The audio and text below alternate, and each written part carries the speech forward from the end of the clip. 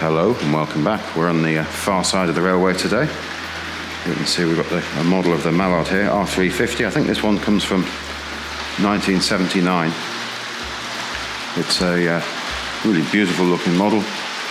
It's not the boxed version I showed a couple of years ago. This is one that was too good to resist, or a price that was too good to resist a little while ago. It's an unboxed version, no instructions, no paperwork, but lovely and powerful.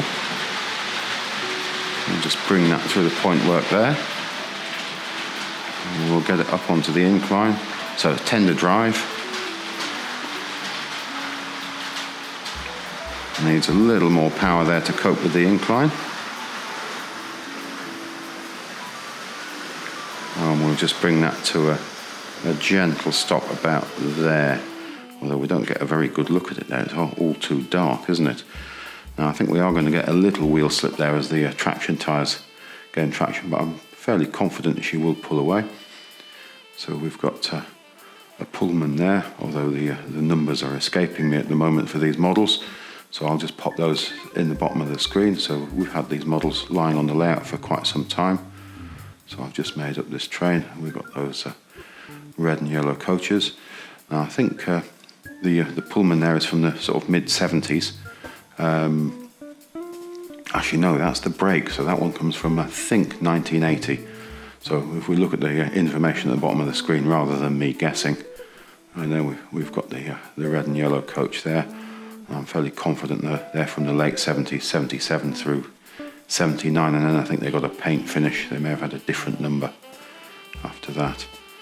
And there is a Pullman coach. Again, I think they ran a long time. Again, we'll look at the dates there. So some of these have different names on. So this one's named Sheila. So this is one from my set with the Albert Hall, the Silver Jubilee set. So it's got changeable names on the side of a sheet.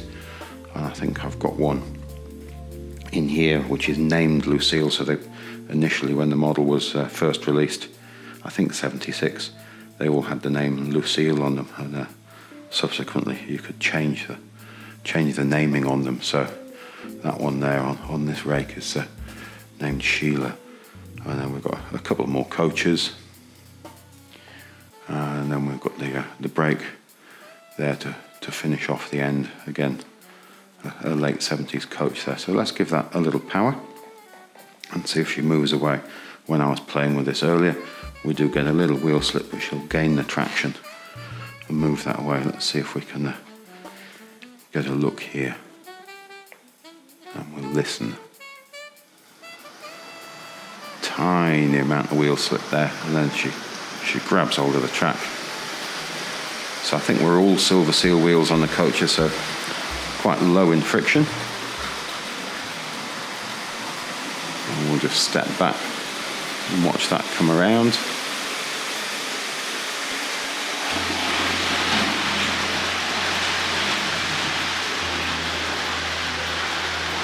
Down the far side of the station there.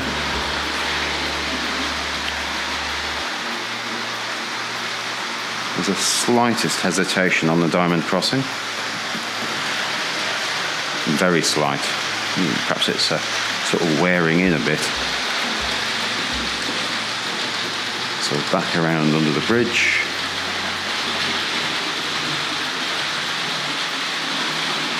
And then she'll return to the station.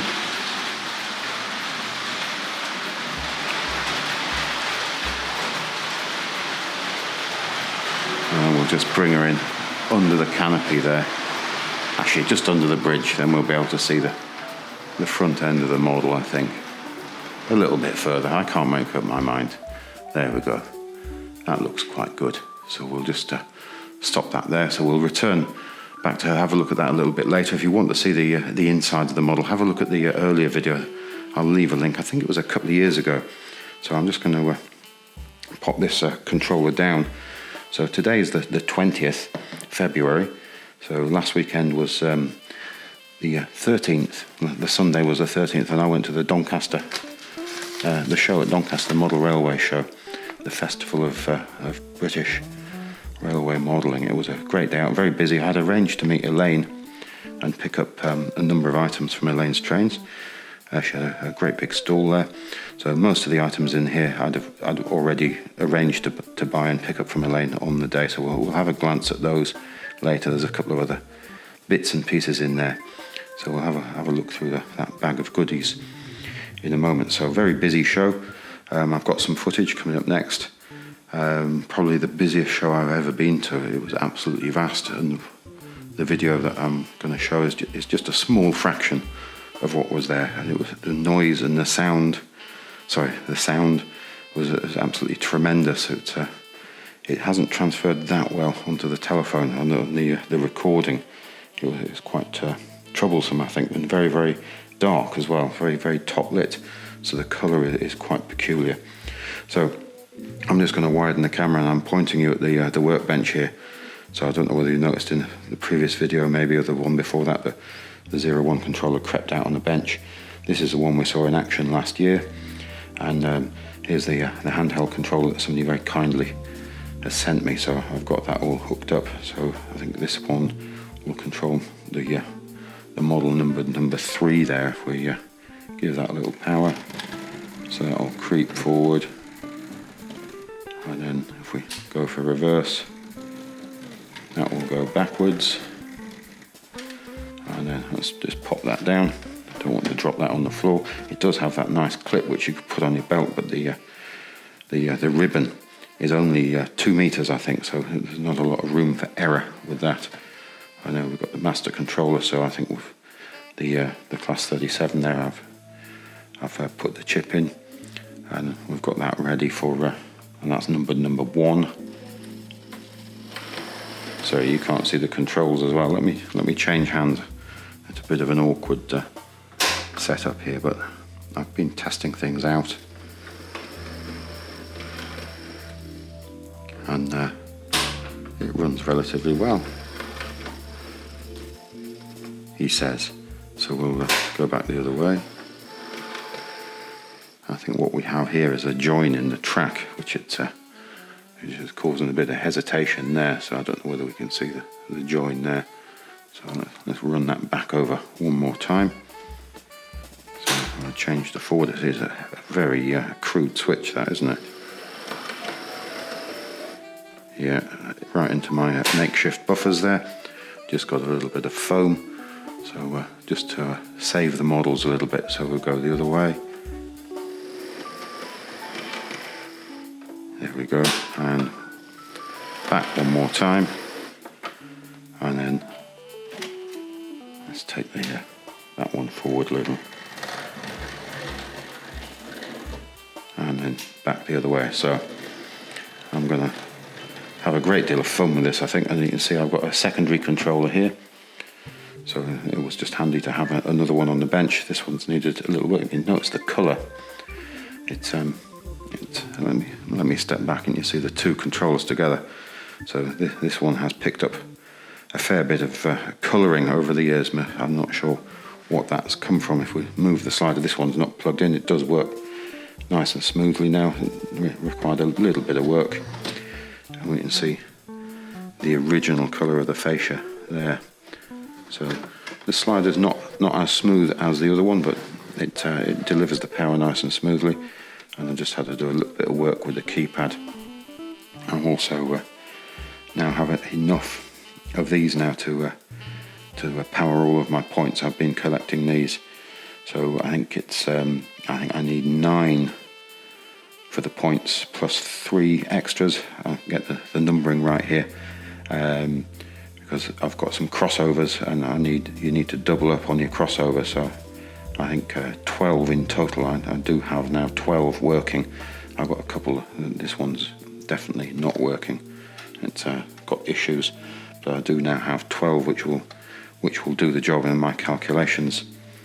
That would be enough to do all of the point work and take care of the crossovers. And I can't point at the crossover, so we have a crossover just here. So those points always operate as a pair. So we need to double up on the accessory modules to make that work, because you can't power 2 points from one outlet on an accessory model. But I think if we just have a look at the footage from the show, and then we'll come back and have a look at those items from the bag, and maybe a swift run from the Mallard again.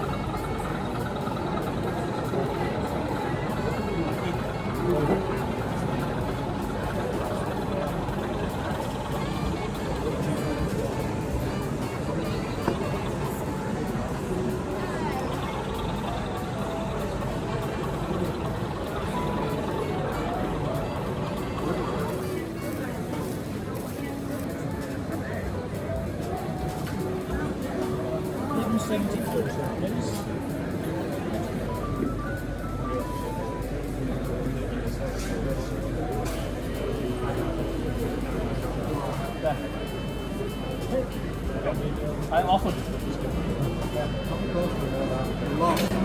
Yeah.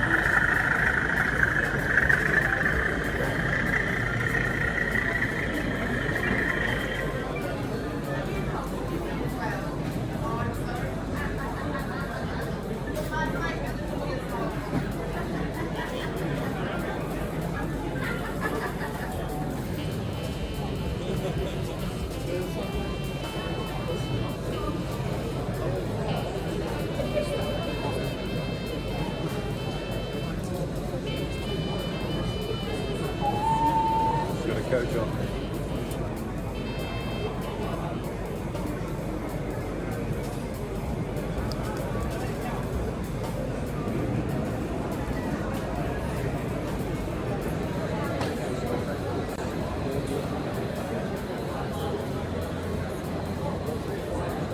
several of those, but none of them in as good condition.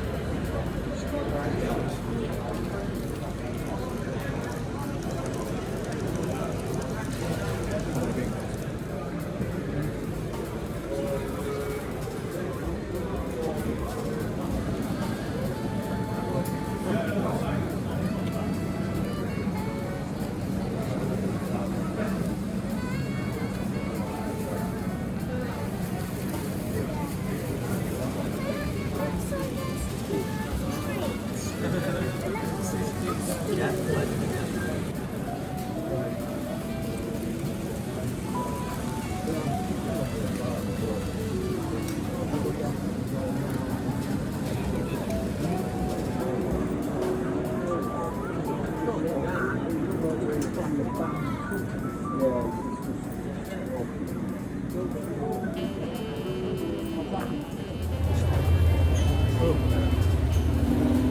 if you're stop there, we'll forgive you.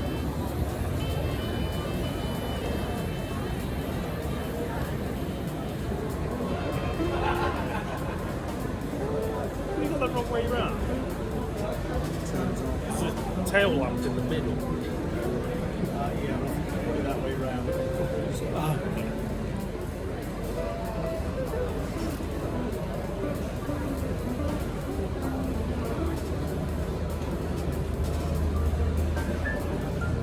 Let's be bold, take it right.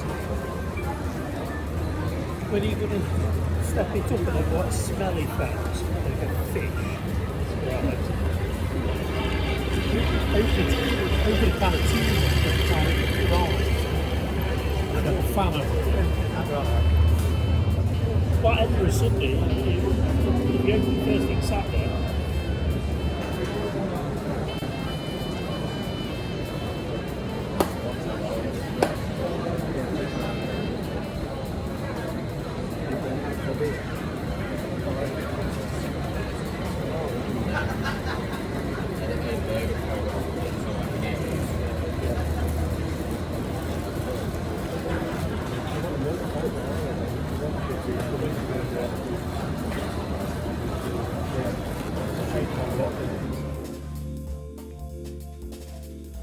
And there we've got R.159, the double-ended diesel, just sitting on the rails there. Nice early one, I think, judging from the couplings. Look at that terrific sound. So I've got all these models that we saw sitting in the bag just out on the bench, so we can have a quick look over them.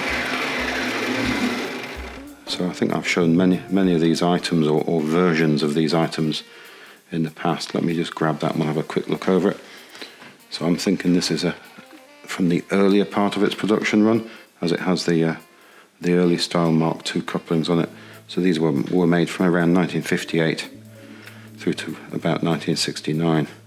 Tremendous things. I think they made many thousands of these, and also I think there were Australian variants as well, and some rare colours as well for Australian and New Zealand variants perhaps. So we'll just pop that one down, and we'll just have a look at some of the other things. So I've got this flat car, so it's got its box. That's a R.234 flat car. I think these were made from around 1960 to 63, part of the TC range. So what's quite interesting about it, if you have a look at the insert picture, you can see it's pictured in the catalogue with some pins or posts down its length, and they're in this little cellophane bag. I think they're metal. I'd always thought they may be plastic, but they definitely feel to be metal in that sort of very tightly packed piece of cellophane there. So just pop that down and have a look at the wagon. So I think the flat wagon is it's the same part that was used for the pulpwood car. If you again have a look at the insert picture there, you can see it just has ends and a load attached to it. But I thought that was quite a lovely thing when I'd seen that on Elaine's site. So as I say, I'd agreed to pick these things up on the day. Let's put that out of harm's way perhaps. And we've got a CN snow plough here. So again, quite a lovely thing. And in the brown. So I think these were available in a green as well, possibly with a grey roof on them and grey wings in CN, and in the English variant or the Triangle Railways variant in green, I think possibly. These were coming along, I don't know, early 60s, but I think this variant R.138 CN is from late 60s, 68, so 66, 68 perhaps. So we'll just pop that down, and then we've got this wonderful item here. Let's pick this up. So sadly no packaging, but I've got the instructions. So it's the what we in the family are calling the Triangle toothbrush at the moment. So you can see it's got made in England there, and Triangle Railways. I believe they made these from the early 60s, 64, and the variations perhaps through till the early 70s. Maybe they had Triangle Hornby on them instead of Triangle Railways at some point, but you just plug that into a power clip on the track turn up your controller and then clean your wheels. Very sort of a neat looking item. So I don't know whether I can fold out the instructions with the one hand here. So again, it's quite nice to have all these little items. So there we go. Just have a quick read through there, the instructions. So it could be, it's marketed there for the TT gauge locomotives too. So we'll just pop that down, pop that out of the way. Let's see if we can create a little bit more space. Another lovely item. I do have some unboxed variations of these. These are station fences name boards, still in their original packaging. So I think there were 3 sets, or there are 3 sets in this particular box. Let's have a look at the end of it. So we've got name boards, station name boards, R68, 3 pairs. I think that's easier to read perhaps. On the other end there you can see evidence of tape and so on there. Lovely Triangle Railways box, and we'll just have a look in the end there. So I'm not going to take the rest of them out. So again, we'll put that out of the way over there. So I think there are a variety of names. That one's got Wigan on over the years, or a whole bunch of different names that they made available for their stations. So I picked up a handful of these. Not a handful, well, there's a couple, shall we say, in this bag off the rummage box on Elaine's stall. So I've got some footage I'll show at the end of the video of Elaine's stall. Masses of items available, far too much. And when I look back over the video, I saw one of these coaches. I hadn't spotted it when I was looking over the stall, and I actually picked this up from another stall because I was short of one of these. This is the brake. This is the one released in the 70s. I'm just looking at my notes for the number. The number of this one, it's R.428, so with the grey roofs. This was 71 to 73, obviously. In the early 60s, when the Caledonian single was released, these coaches were released with a white or a cream roof on. And whilst I do have one of these brakes, the windows are broken on one side, which has always been quite disappointing. I've been on the lookout for one with a grey roof to replace it for quite some time. Needs a little bit of work. I think one of the wheels is the wrong wheel, so I'm sure we can find a replacement for that. And then this is quite an interesting item. H&M Relco for track, or for cleaner tracks, it says under there. So this is an H&M or a Relco item which has found its way through the changeovers of companies in the late 70s and into the early 80s. So that's a H419.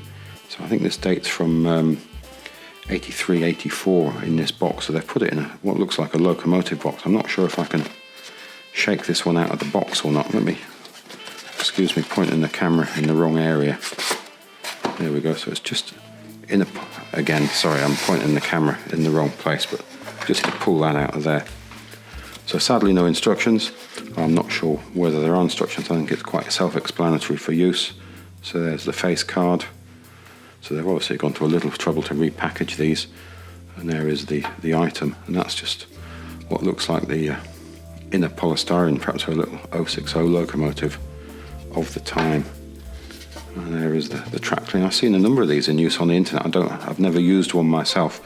I'm not sure I will use it. It's just a sort of a nice sort of curious item, really. There we've got if we get that in the light. There we go. It's better that way around. So it's sort of a high voltage or high frequency track cleaning system. It's supposed to periodically, it senses apparently where the dirt is and burns it away, from what I understand. I don't fully understand how it works, it has to be said. So there's the instructions there. So you connect to 16 volts AC uncontrolled from your controller perhaps, and then connect to 12 volts DC controlled on the controller, and then you connect that to the track, if I'm reading that correctly. I could be wrong. If anybody has some instructions or any more information about these units, I'd really like to know a little bit more about them. So I'm just going to pop that to one side for a second. It's running out of space. Pop that over there, and let's just throw the box over here. Get that out of the way. So I got myself another scratch pen. the one I've got, or both of the ones I've got, where you push the new piece in when they've run out, there's a little plastic sort of cup it sits in, which tends to split after time. So the one I have's getting on for sort of 6 or 7 years old. Let's see if we can find it. Again, I'm not going to dismantle that, but that's an old one. I've got a bright yellow one sitting over by the controller on the railway, so they're really great items to have lying around. So, and a handful of refills for those, so they're really useful items. So these 2 red boxes either side here, I've partially opened them. So we've got the R.55, so that's a single-ended diesel, so relatively early, but not hugely early, I don't think. Just before they went with the red ends. Still Mark II couplings, but I believe this one has the slightly later motor. It has the proper motor bogie in it, from what I understand. I know I've showed one on the video quite some time ago, which has the earlier XO4 style motor with the shaft running underneath it. It's a fairly lovely item. Let's see if I can get this out. So what attracted me to this model really was the fact that the decals are almost complete on the front end of it. Let's just pop that on the track and see if we can get a little running out of this. I'm going to end up needing both hands, I think. Let's pop that there. Again, we've got the lovely ribbed wheels on there.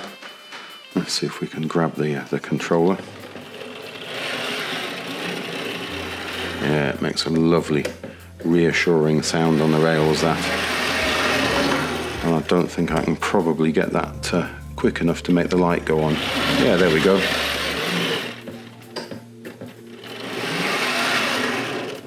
Let's just leave that there.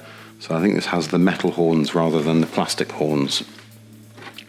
So the very early ones have plastic horns and they're metal horns on there. And I believe there are variations on the spacing of triangle railways along the side. So I'm just going to carefully put that one back over there.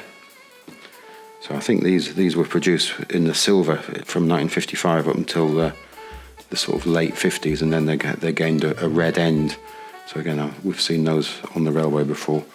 And in this box here, so this is all sort of probably not as well thought out as it could be. Again, both of these boxes haven't got their original insides, but that's a dummy. That's a R57, I think is the dummy. I've got notes, but I'm not looking at them. There we go, R57. So again, the decals on the front end of that are almost completely intact, which just makes it such a nice thing to have. We'll pop that out of the way. So almost at the end of the items here. And then in this great big white box here, again, I'd spotted this on Elaine's site. Let me see if I can lift that up. So that's a 9F, and it's in a white box. So that dates it to a period when Trying Hornby were struggling a little bit, either with supply or struggling financially, and the boxes they were using were in white.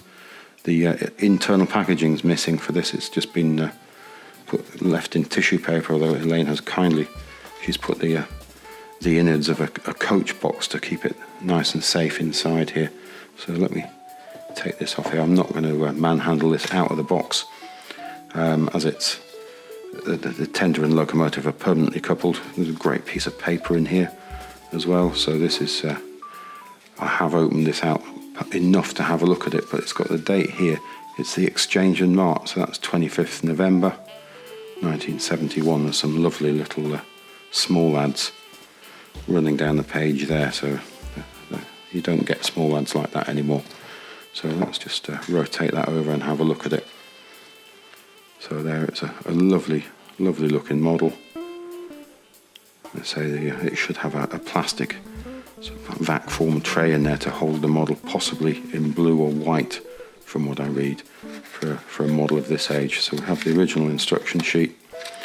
They do tend to break. I do have one with the yellow inner, and it's disintegrating the plastic it's made out of. So there's the model number, R861, and there's the date, 06/12/71.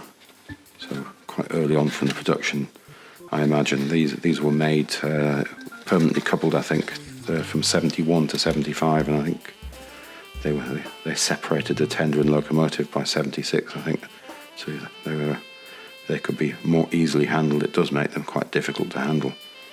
But that was the items I came away with, so it was quite a pleasing day.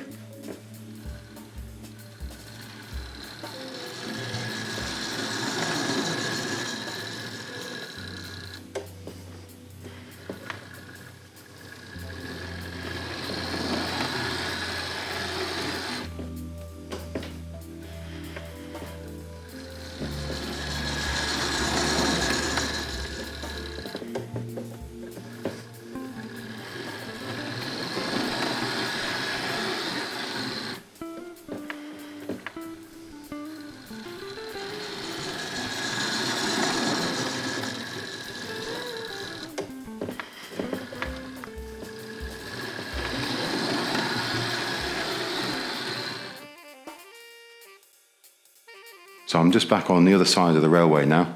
So what I'm going to do is unhook the mallard, and we'll run it around, and we'll just get it turned around and pick up this rake of coaches from the other side.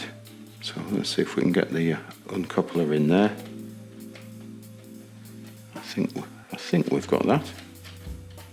Actually, it's the catenary wire which is holding me back here. I've got the wrong angled thing. So hang on. Excuse me, moving too quickly there. So let's choose this one. This is at a steeper angle, so this should allow me to undo. There we go. I think we've got that. Before it was coming back and lying on the wire, so I couldn't lie it back far enough to make that uncouple. Right, so I've just grabbed the old controller. So we'll just give that a little power. Hopefully we've got a separation there. There we go. So I'll just take out the uncoupler whilst I remember it, and we'll pop that down, and then we'll just run this round and see if we can get it turned around.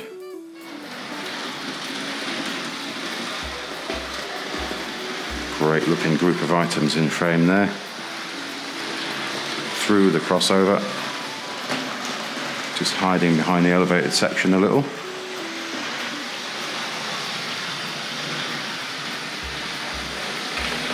So we'll get it round here, and then we'll have to do some fiddling with the point work.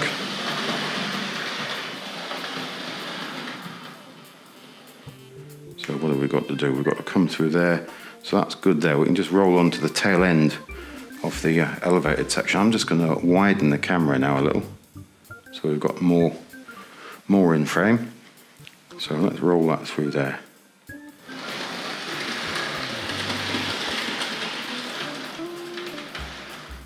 There we go. So then we need to open up 1R. So that's that one there. And then let's see if we can get this back onto the tail. I'm going to swap hands because I think I might be... Actually, no. Excuse the indecision. I thought I might be better suited to doing this more finely on the with the other hand, but let's see.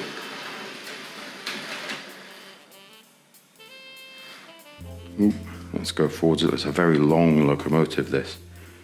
So let's see if we can roll that forward. There we go. So it only just fits on the turntable, this model. So it's just on. So let's rotate that round so we know that's going to be relatively noisy. So let's start that going around.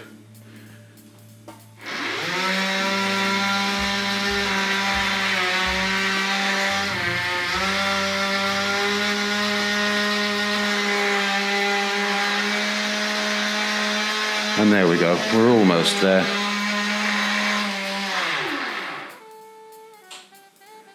So let's see if we can remember to turn the switches in the right direction now. And we'll run her off the turntable. Looking good so far.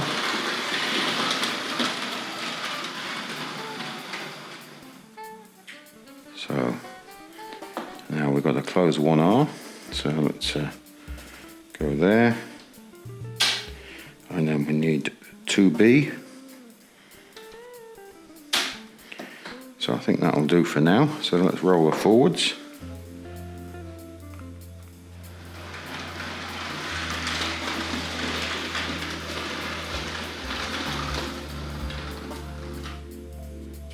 And then we need to switch 2B behind her. And then we should be all set to go and collect those coaches. The only disadvantage I can see is the coach I want to couple to is sitting right on the curve in the station, but we'll see. So, ooh, wrong direction. It had to happen at some point.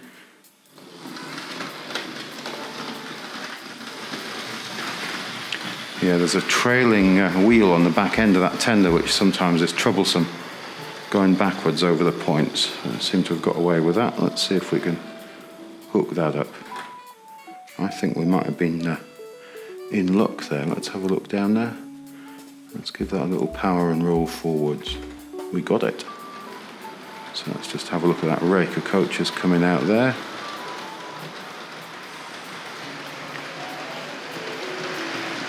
Out onto the main line.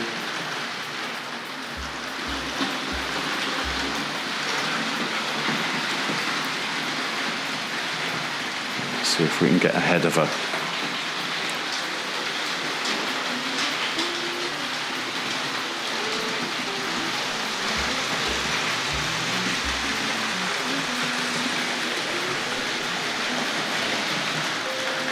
Yeah, there's a slight hesitation on the diamond. Nothing too bad. Better than most.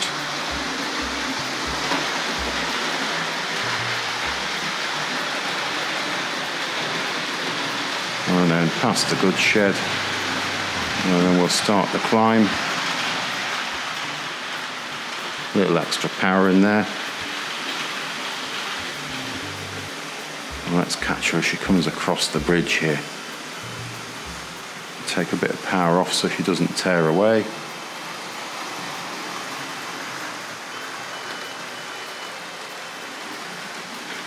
It's such a lovely looking thing. It's amazing that it took them so long to get around to making one of these in the range. Let's step back and see if we can get her coming through these curves.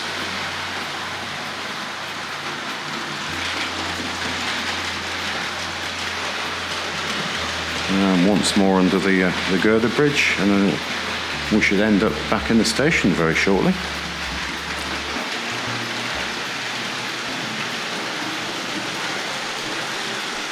And through the crossover.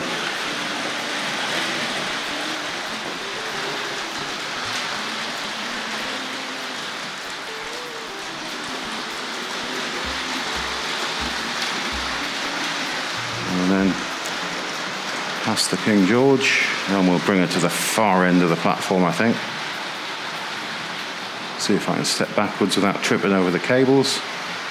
And we'll have a nice gentle stop along here. Just took a bit more out than I thought there. There we go. I think that's probably about it for this week. Thanks again for watching. It's hugely appreciated. I'm just going to leave you with the footage of Elaine's stall from the Doncaster show. Goodbye now.